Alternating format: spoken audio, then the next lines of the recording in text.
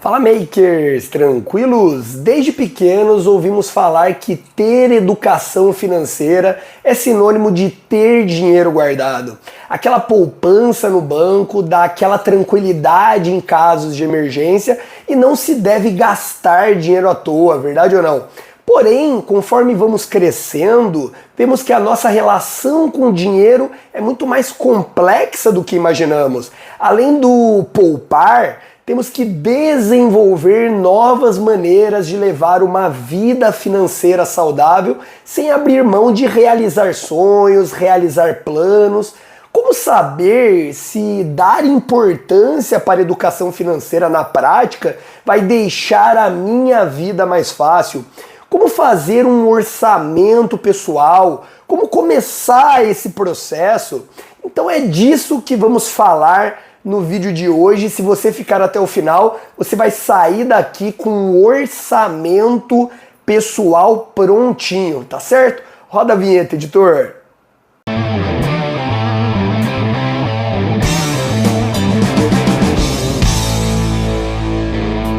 Bem, makers, para não interromper o vídeo de vocês, já deixa aí no comentário abaixo se você já tem alguma organização financeira, porque a gente sabe que se não tiver, eu guardo quando sobra, mas quando sobra, verdade ou não?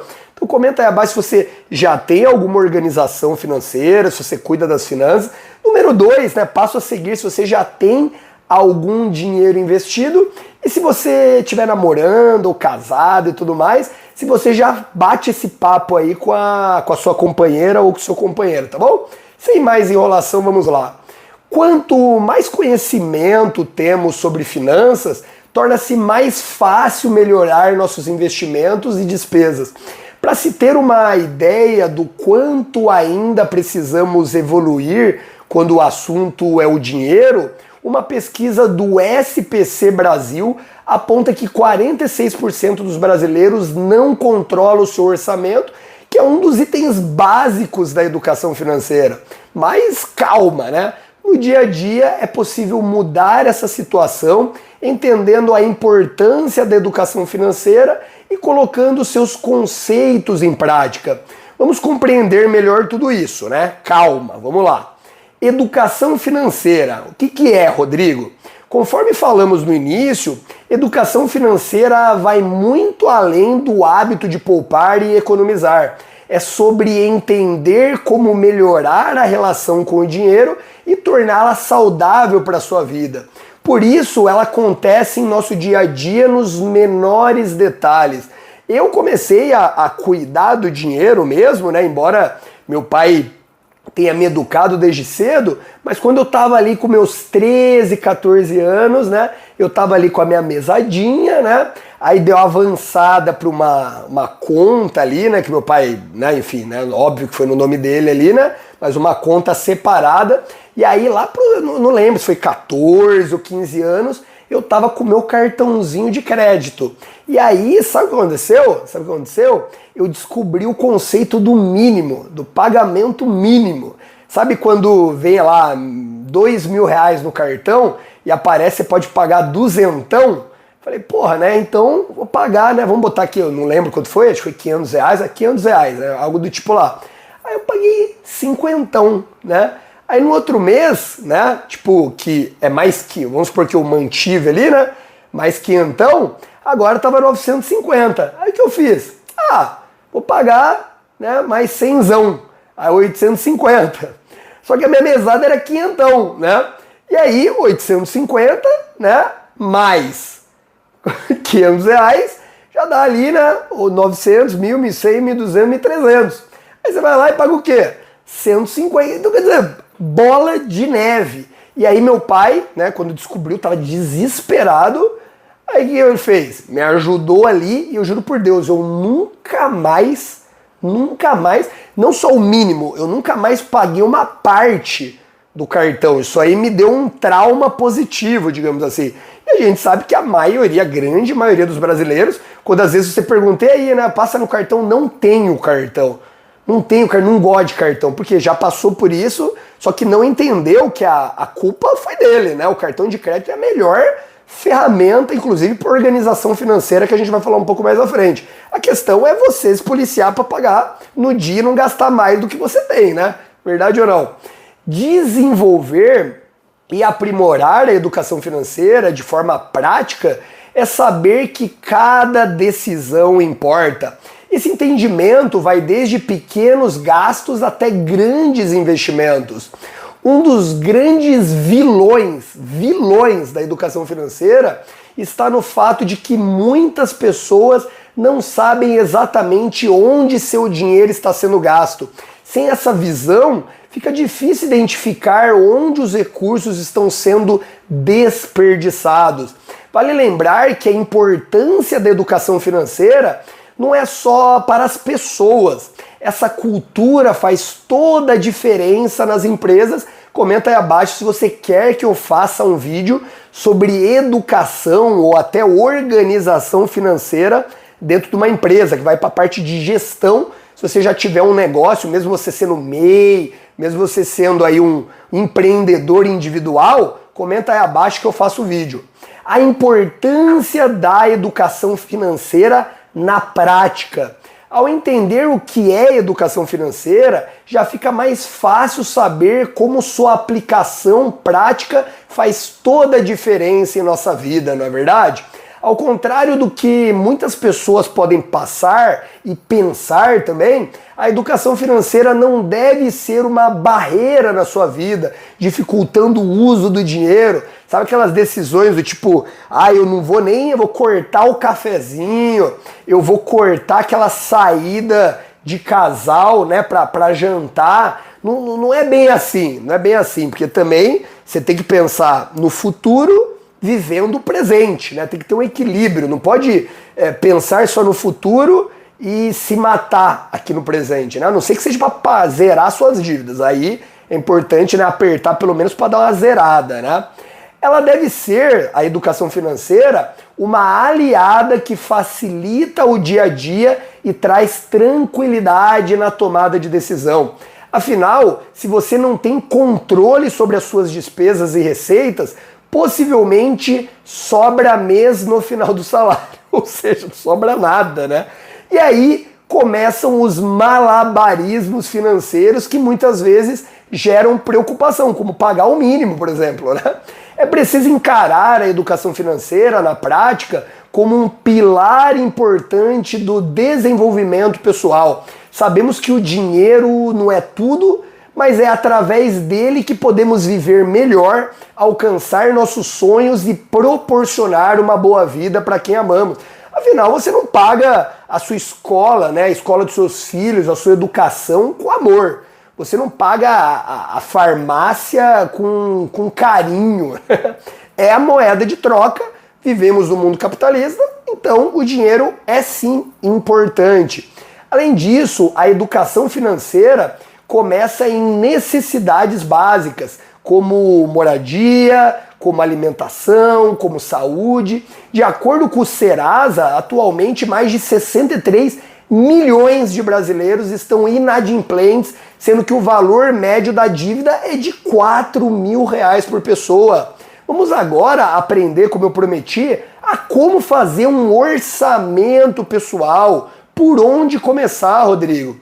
Para sair ou não fazer parte dessa estatística divulgada pelo Serasa de inadimplentes com R$ 4.000 na média de dívida, o primeiro passo é estabelecer um método de organização das finanças em casa. Em geral, esses gastos são prioritários para a família porque estão relacionados ao aluguel, à alimentação, ao transporte, à saúde. O orçamento pessoal é uma ferramenta de controle financeiro. Ele serve para monitorar quanto você ganha e como você gasta o seu dinheiro. O objetivo principal consiste em adequar o seu estilo de vida à sua renda. Dessa forma, não há risco de endividamento, né? E, obviamente, tenta sempre se enquadrar com 70% a 80% de quanto você ganha. Então, por exemplo, você ganha ali, vou botar 10 mil ali só para arredondar o cálculo aqui, viva com R$ 7.000, viva com R$ 8.000. Vamos botar aqui, para botar na realidade do brasileiro, né, que o casal ganha, eu sei que é menos, tá, gente? Mas é só para arredondar, para não falar que uma pessoa ganha 10 mil. O casal ganha 10 mil. Com quanto você tem que viver? Com 7 mil. Com 7 mil. O que a maioria faz? Vive com 10, vive com 12. Aí sabe o que acontece? Quando a família começa a ganhar 15, né, era para dar um respiro, aí tá vivendo com quanto? Com 14, com 15, com 18, que aí ele troca o carro, aí troca a casa, né? É mais ou menos isso que acontece. Você vive com 70%, né? E aí você aplica 30%, você poupa 30%. Isso que é educação financeira. Mas vamos lá para a prática. Seguindo essa linha de raciocínio, vai ter grana sobrando todo mês, desde que você poupe aí esses 20, 30%, desde que você tenha essa organização. Aí você consegue se planejar para as novas conquistas. Dá para montar uma poupança, aí quando eu falo poupança, é economizar, não é a poupança, que não é nenhuma indicação, mas uma renda fixa, fundos imobiliários, ações que pagam dividendos, enfim, diversificar a carteira de investimentos e finalmente se livrar do aperto. Eu fiz um vídeo aqui a respeito do que quais investimentos que o investidor iniciante deve começar. Vou deixar o link aqui na descrição do vídeo, tá certo? Vamos lá. O processo, né, requer um pouco de disciplina no começo, mas logo vira um hábito. Fica tranquilo, fica tranquilo. Quer saber como garantir um futuro estável, sem dívidas, sem nome sujo? Então, segue o vídeo e vamos começar agora essa construção aí dessa gestão pessoal. A planilha financeira, eu digo que é a melhor amiga do orçamento pessoal. Nela você vai registrar todas as suas receitas e despesas. A partir daí fica mais fácil identificar desperdícios ou oportunidades de melhoria. Acompanhe aqui os detalhes para entender do que estamos falando. Vou botar aqui passo a passo. Vamos lá, passo 1. Anote os seus ganhos. Primeiro, liste suas fontes de renda. Quem atua com carteira assinada considera o valor do salário líquido. Já quem faz bicos ou freelas costuma ter ganhos variáveis de um mês para o outro, sendo melhor estipular então uma média dos últimos 12 meses. Pode ser ainda que você receba o aluguel de um imóvel próprio, esse valor também entra como receita. Somando tudo, você vai chegar ao seu limite de gastos. O orçamento pessoal não poderá extrapolar essa quantia, por isso significaria o acúmulo de dívidas, que é o que a gente está fugindo. Se a grana estiver muito curta, há dois caminhos possíveis. Ou você eleva a sua renda, arranjando um segundo emprego, talvez, ou corta despesas. Dentro da nossa plataforma Maker Academy, que eu vou deixar o link na descrição do vídeo e também aqui o QR Code em algum lugar, a gente ensina 10 profissões online, ou 10 formas de ganhar dinheiro online. E aí você basta um celular, um computador e internet, e você já pode ganhar um dinheiro extra. Entra aqui, depois dá uma olhada lá.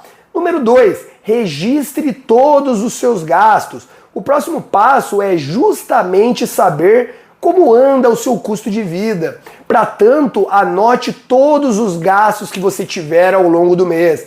Todos mesmo, até o cafezinho no intervalo do trabalho. Uma dica aqui, organize a planilha em categorias como saúde, alimentação, lazer. Assim você entende quais são as áreas mais caras no seu dia a dia. Você também vai perceber que existem despesas fixas e variáveis. As fixas são os pagamentos regulares, como internet, condomínio, água, luz. As variáveis correspondem aos pagamentos esporádicos, como consultas médicas, compras em lojas online. Esse é o ponto mais simples de corrigir. Por quê? Porque você corta, né? Tá comprando muito no Mercado Livre? Você corta. Simples assim. Número 3. Adapte seu estilo de vida. Os especialistas em educação financeira recomendam que as despesas totais de uma pessoa sejam inferiores a 70% da renda. Ou seja, se você ganha 2 mil, você deve gastar no máximo 1.400. Passou desse valor? Bem, pois vamos aos ajustes. A ideia aqui é encontrar maneiras de eliminar os desperdícios ou mesmo de economizar sempre que possível. Lembrando que você pode gastar menos e ou ganhar mais, né? Experimente trocar a comida congelada por ingredientes in natura. Eles demandam tempo extra na cozinha, mas são mais baratos e mais saudáveis também. O seu corpo agradece. E que tal substituir os medicamentos de marca pelos genéricos? Ou frequentar um supermercado diferente? Pode ser que os preços na outra loja sejam mais em conta, muito possivelmente. Não existe uma receita única para fechar o orçamento pessoal no Azul. As adaptações vão depender das suas prioridades. Procure entender o que é essencial e quais são as mordomias das quais você deve abrir mão. Existe o conceito do minimalismo, do essencialismo. Eu posso trazer um vídeo aqui a respeito disso. O importante é respeitar o teto de gastos sem passar necessidade. Número 4, monte sua reserva financeira. Sabe aqueles 30% ou mais que sobraram no orçamento, sobraram porque você se organizou? Eles vão para a poupança, no caso, entenda a poupança como, né, você economizar, não vá para a poupança, né? Então eles vão para os investimentos numa carteira diversificada. Primeiro, monte uma reserva de emergência. Escolha uma aplicação com boa liquidez, como uma renda fixa, que permita saques a qualquer momento, que a gente chama de liquidez diária, né? D+0 ou D+1 se passou ali no horário bancário. Então você pode, teve um acidente, precisa fazer um exame, alguma coisa, você tira no mesmo dia ou no dia seguinte. Então esses 30% que sobra, deposite todo mês ali, até pelo menos uma média de 6 a 12 meses, né? 6 meses se você tem um emprego fixo, salário fixo, e 12 meses se você já tem ali ganhos variáveis, né? Por exemplo, meta de vendas. O objetivo, então, acumule aí 6 a 12 meses, dependendo aí das atividades de seu sozinho ou de casal. Isso ajuda a cobrir gastos imprevisíveis, como o conserto de um carro, um acidente, um exame médico, ou de repente eu gosto de chamar de reserva de emergência ou de oportunidade. De repente, algo que você precisa e que se você pagar à vista, vai ter um bom desconto e aí com a sua organização você a repõe, né, nos próximos meses. Depois já dá para pensar em reservas aquisitivas. Elas atendem a uma meta específica. Por exemplo, juntar dinheiro para uma viagem, para a festa de casamento ou para dar entrada num imóvel. Em paralelo, pense nas economias de longo prazo. Uma previdência privada pode ser interessante para complementar o valor da aposentadoria no INSS, que isso nunca será o suficiente. Número 5, diversifique os investimentos. Tanto a reserva aquisitiva quanto a previdência privada são investimentos de médio a longo prazo. Isso significa que você não vai mexer nesses montantes tão cedo. Eles ficam guardados na aplicação até atingirem o valor desejado. Para situações assim, convém escolher produtos financeiros que oferecem maior rentabilidade. Esses rendem juros acima da inflação, de modo que façam seu patrimônio crescer cada vez mais. Existem opções conservadoras, moderadas, agressivas de investimento. Isso depende muito do seu perfil. Quanto maior a chance de retorno, na maioria das vezes, maior tende a ser o risco envolvido. Portanto, estude as possibilidades de mercado e avalie o seu perfil antes de depositar em um fundo qualquer. Na dúvida, distribua um pouquinho em cada aplicação e, obviamente, siga aqui o canal para saber mais a respeito dessa questão de educação financeira, investimentos para iniciantes e como começar. Então, deixe a sua dúvida, você já deixou seu like, já deixou sua inscrição, é isso. Te vejo no próximo vídeo. Até logo!